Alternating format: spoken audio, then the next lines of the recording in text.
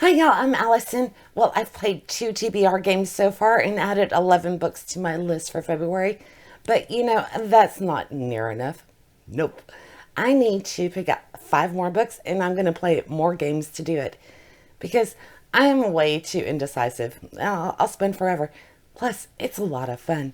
So, we're going to be choosing for a buzzword my randomized storygraph challenge. And we have Aeldia, which is part of the Magical Readathon, a year-long Choose Your Adventure challenge. And we need to spin the rec wheel to find out which of y'all's books I'll be reading this month. And then I also need to do the Wheel of Shame because I did not get my bingo during the first phase of our most recent game of Bingo Maze. So there's a lot to do. Let's just jump right into it and we'll start out with Buzzword.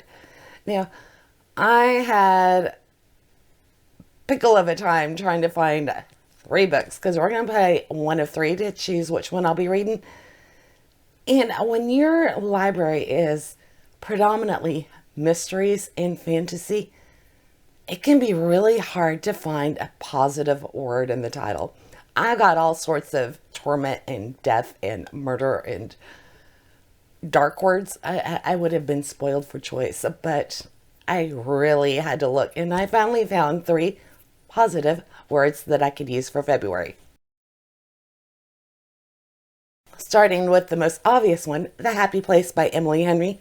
I've never read any of her books, so this one will be on my little short stack. And this is actually a Once Upon a Book Club, so if I get this one, I will have a reading vlog as well, opening the gifts as I read through the book. Another one I chose was A Most Agreeable Murder. Agreeable is a positive word. Historical fiction, cozy mystery, I believe. And for some variety, I have a YA romance from Twinkle with Love. Love is a positive word. And probably even twinkle is positive compared to the rest of my books. All right, so what we're going to do is I am going to get my little jar and we'll find out what order these are going to be stacked in, and then we'll spin the wheel and find out which one will be my buzzword book for February. I really like doing it this way. 1, it's fun, and 2, it takes the pressure off of me just picking one book. Okay, so here's my still rustic little stacking prompts. So let's see which order we're going to put these through. Title word count. Okay. So the least number of words will be on the top. The longest title would be on the bottom. And this time I specified. So I want the number of words. If there's the same, if we have a tie, then I will go by letters. Hopefully that'll work. Okay, so least goes on top. We've got Happy Place, 2 words. A Most Agreeable Murder, 1, 2, 3, 4. And from Twinkle with Love, 4. I could go alphabetical too. I'll check for letter count, and then if that doesn't work, I'll go by alphabetical. Articles won't count. Okay, 20 and 19. Okay, so here is our stack order. Title length, shortest on the top, Happy Place, from Twinkle with Love, and then A Most Agreeable Murder. So let me pull up our wheel, and we'll find out which one of these I will be reading. I love the bright colors in those. Okay, let me go to the computer. Okay, let's see which one's going to win. I don't have a preference. They all sound good. Lagging. My God, my internet. Okay, first, newest, shortest. So first, one on top. Happy Place. So I will be reading this and opening my gifts that come with it. I'm excited for that. It looks like we're going to have a beach read. I've obviously had this for a while. Let me find my glasses. Like I mentioned, this will be my first Emily Henry book. So I'm curious to see if I'm going to like her stuff. Oh, I take it back. I think I did read We Meet on Vacation, and I wasn't too impressed with that one. Hopefully this one won't be the same way. Think of your happy place. We've got a couple, Harriet and Wynn. They've been a perfect couple, and they broke up 5 months ago, and they haven't told their friends yet. They're best friends. So, which is how they end up sharing a bedroom in a cottage up in Maine that has been the friend group's yearly getaway for the last decade. Okay, this cottage is being put up for sale, so this is the last chance that they're going to be able to all go there together as a group. So Harriet and Wynne, I guess, are determined to not let their breakup bring down their vacation for all of their friends. And they're going to be lying through their teeth and also try not to notice how desperately they still want each other. So this might be a second chances. I'm looking forward to this, especially considering how my other TBR games have stacked my books for the month. So finally, a romance. At least I hope. All right, I will have a separate video for this showing you my impressions of the book. It will be spoiler free, and I will open the gifts that come with it on camera. So if you'd like to see that, be sure and subscribe and keep an eye out for it. Honestly, I have no idea when the video will go up, but it will happen. Okay, let's move on to the Storygraph Randomizing Challenge. Okay, for this one, we need to go to the computer because I will be filtering my to-read pile to pick my book this month. Okay, let's go over here and find out what our, here we go, randomize your TBR. So for February, to filter it using both erotica and romance as the filters under genres, and then generate a number, one to the number on the list, and then I pick that book. Simple enough. So let's go back home, search and filter, and then we bring down the, so I want to include genres. I'm betting erotica. I don't have any because that's something I don't gravitate towards. I mean, there might be a couple. Sherilyn Kenyon is in here, and I only want books I own, so my wish list won't come up. Okay, let's, filter this, see how many we get. Hopefully it's not a, oh my God, 334 books. Okay, I got a lot of romance in here, except, oh no, it's to read. So now I need a number generator. Put in 334. Let's hope I get a low number. Otherwise, I'm going to be counting forever. 66. Nice. Okay. So I'm back over. Let me count. If I get a Christmas book, I'm going to go to the next one until it's not Christmas. And if it's part of the series, I'll go to where I should be in this series. Okay, so there's 60, 61, 62. 63, 64, 65, 66. Okay, a historical romance, The Ugly Duckling Debutante. I think this one might be on the spicier side. All right, so it looks like I've got a historical fiction romance, The Ugly Duckling Debutante. This is part one in a series, House of Renwick, and it is by Rachel Van Dyken, and it looks like it's a retelling of a classic fairy tale. Oh, duh, The Ugly Duckling. Okay, so since childhood, Sarah has been picked on by her family for being ugly. And when her sisters run off to Gretna Green, it's up to her to save the family from financial ruin. So she is off to London for a season. Hopefully she'll snag a husband and save them all. Then we have Nicholas Devons, an Earl. The Earl of Renwick, who is bored with life and a retired rake. So he's given up beautiful women and a carnal pleasure. And he's decided he's going to give away his entire fortune by marrying the first country lass that he sees. I wonder who that will be.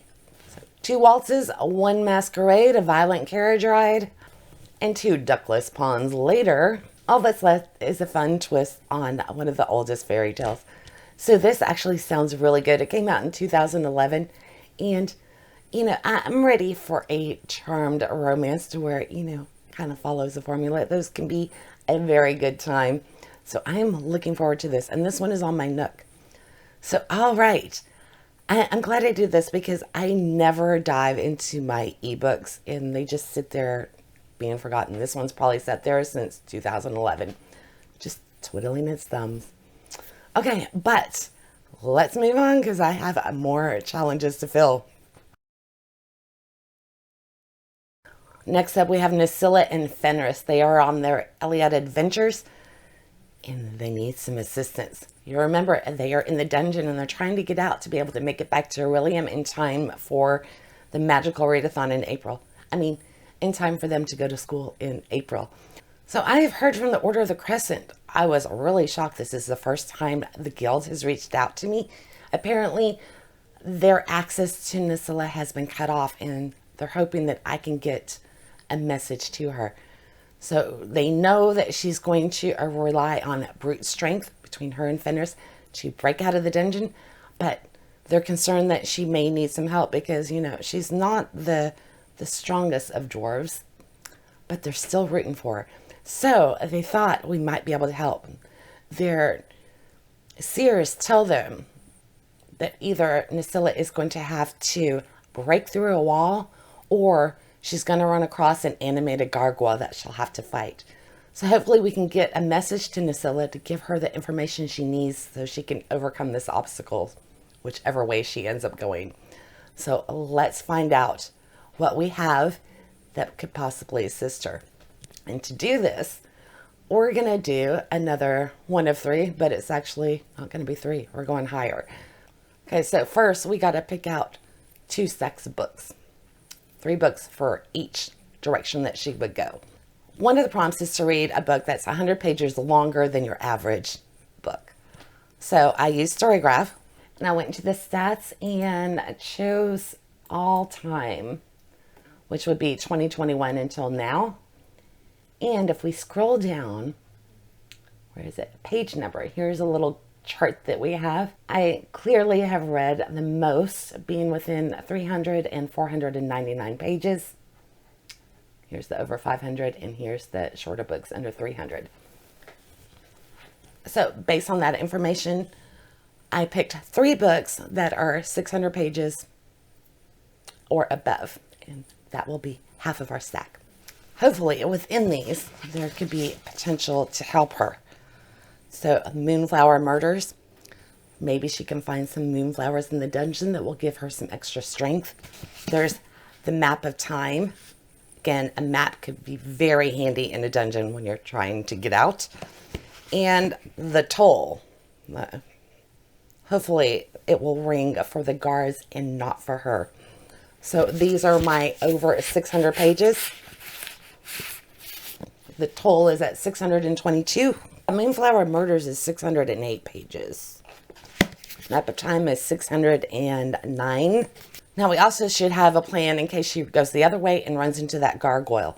For this, we should be able to tell her how to deal with non-human characters. So let's pick 3 of those. We have the last one in Lockwood & Co., The Empty Grave. There is a skull that resides in a jar, a spirit that, helps them, hinders them. So, maybe Nosilla will run into some spirits as well that possibly could help her. Then we have Theotan and the Fox Spirit by Jessie Cusa Tonto. This is her first middle grade. I've been dying to read it. So, maybe a mythical fox from Chinese mythology. She could summon a fox to guide her through and maybe attack the gargoyle while she's trying to attack from the front. The fox could swoop in. And then we've got Linger by Maggie Stavater. And this one has Fenris in mind because we have a werewolves, and Fenris is a wolf, and he would like to see some more representation of his cousins. So there's our 6 books. Now we need to find out what order we're going to put those in. So we'll put back in the jar, and let's take this one. And we get genres. Okay, alphabetical, A to Z, using reading journal categories. This won't work because they're all like almost the same genre. So I don't know what I was thinking on this. Let's draw again. Or, they're not all the same genre, but they're pretty close. Okay, so let's take this one. Okay, this is going to take a while. Number of reviews on Goodreads. So I have to go to Goodreads, see how many they have. So let me make a note of that information, and I will be right back. Okay, I wrote them all down and then realized I did it wrong. So we are going to pretend that this said number of ratings because that's the number that I wrote down. And I don't want to go through again. As long as I'm following a consistent number all the way through, it's fine. So, but the number of ratings will be much higher than the number of reviews. So we want highest on the top, so our largest number, down to lowest. So let me put these in order. Okay, let's see if I can hold this, look at my paper, and confirm my stack.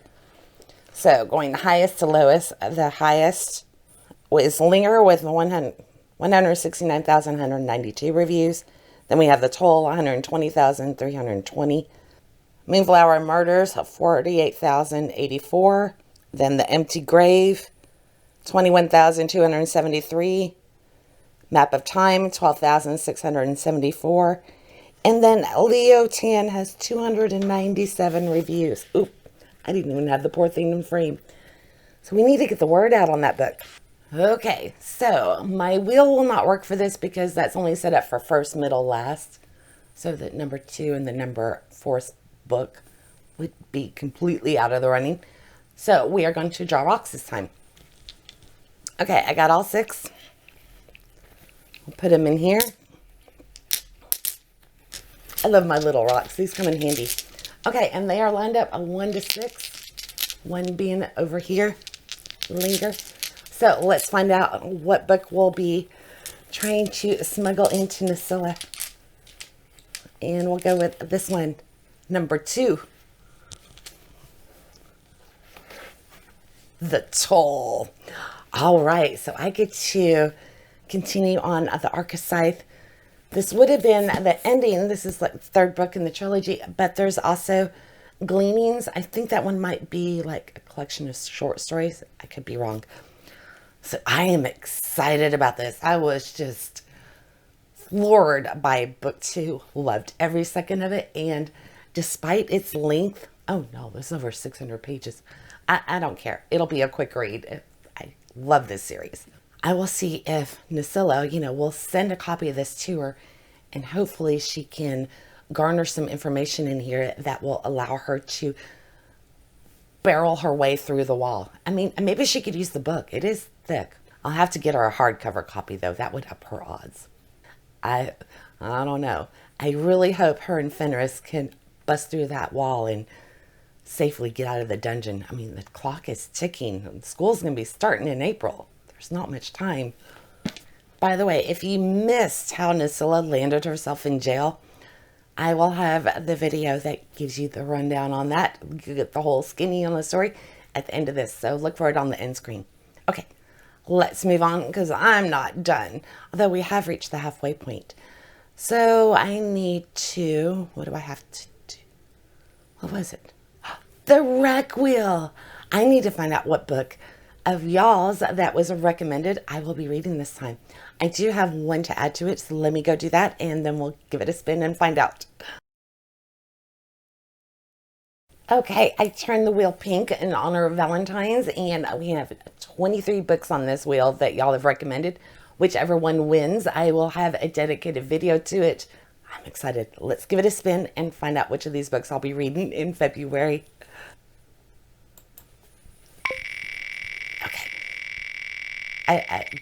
Yeah, there's nothing, I don't know what to wish for. Tabara's Den, Thornbirds. Okay, I am very familiar with this. I remember this coming out as a mini-series back when I was a kid. I think it was late 70s, early 80s. This is a classic romance. Something to do with a priest. He kind of breaks his vows and falls in love with, I don't know if it was a parishioner or a servant in the house. But I am looking forward to this because I have never read it. I think teenager me would not have enjoyed it. So I'm curious to see what I'll feel about it as an adult.